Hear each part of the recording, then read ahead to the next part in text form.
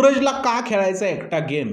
आजच्या एपिसोडमध्ये सूरज जो आहे तो पॅडी दादाला बोलताना हे दिसलं की त्याला आता एकट्याने गेम खेळायचा आहे. अशी कोणती कारणं आहेत त्यामुळे सूरजने हा डिसिजन घेतला आहे? चला याबद्दल बोलूया. नमस्कार मित्रांनो, माझं नाव तुषार आणि सेव्हन मराठीमध्ये तुम्हा सगळ्यांचं पुन्हा एकदा स्वागत आहे.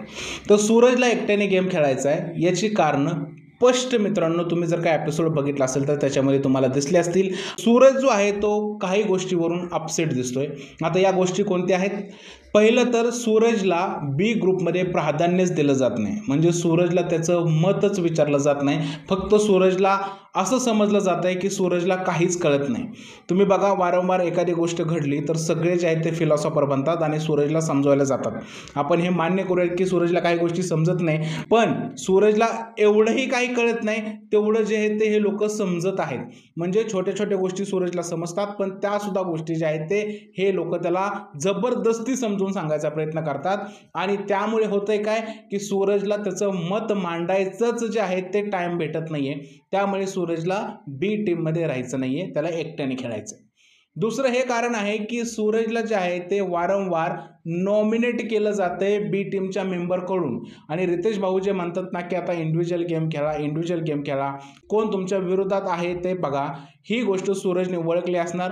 कारण नॉमिनेशनमध्ये ज्यावेळेस सूरज जातोय त्यावेळेस बी टीमची लोक सूरजसाठी कोणीच बोलत नाही, ही त्याला गोष्ट स्पष्ट दिसली आहे. इवन अंकिताने सुद्धा त्याला नॉमिनेट केलंय, ही गोष्ट सुद्धा त्याच्या डोक्यात असणार आहे. कारण तेवढा तर तो हुशारच आहे, म्हणून त्याला एकट्याला जे आहे ते गेम खेळायचंय असं मला वाटतंय.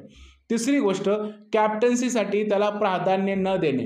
कॅप्टन्सीसाठी घरात कोणीही त्याच्याबद्दल विचार नाही करत की तो कॅप्टन बनेल. कारण अंकिता वालावलकर ही वारंवार म्हणताना दिसते की सूरज जो आहे तो डिसिजन नाही घेणार आणि तो कॅप्टन्सी सांभाळण्याच्या कॅपेबिलिटीचा नाही आहे. ही गोष्ट सूरजला जी आहे ती आवडली नाही आहे, म्हणून सूरजला जे आहे ते एकट्याने खेळायचं आहे. बरोबर, घरामध्ये ज्यावेळेस सूरजला कॅप्टन्सी उमेदवारी मिळाली त्यावेळेस बी टीमने एकदाही त्याला हे म्हटलं नाही की भाई आम्ही तुला कॅप्टन करू आणि आम्ही तुझा सपोर्ट करू. ही सुद्धा गोष्ट सूरजला आवडली नसावी, म्हणून सूरजला जे आहे ते एकट्याने गेम खेळायचा आहे. मला असं वाटतं की खरंच सूरजने एकट्याने गेम खेळायला पाहिजे. अंकिता वालावलकर आणि बी टीम मधला पॅडीच आता सोडला तर सगळी लोक सूरजच्या विरोधात आहेत. आता घर जे आहे ते सूरजला एक वोट म्हणून बघतंय. वोटसाठी तर सूरज हवाय, पण त्याला कोणती उमेदवारी द्यायची किंवा त्याला नॉमिनेशन पासून जर का वाचवायची वेळ आली तर कोणीही सूरजच्या पाठी उभा राहत नाही. म्हणून सूरजला एकटं खेळायचंय आणि मलाही असं वाटतं की सूरजने एकटंच खेळायला पाहिजे. कारण ही लोक सूरजला अजिबात सुद्धा मदत नाही करत, तर सूरजचा फायदा उचलत आहेत. तुमचं काय म्हणणं आहे? खरंच या कारणामुळे सूरजने जे आहे ते एकटं खेळण्याचा निर्णय घेतला असेल का? प्लीज मला कमेंटमध्ये सांगा.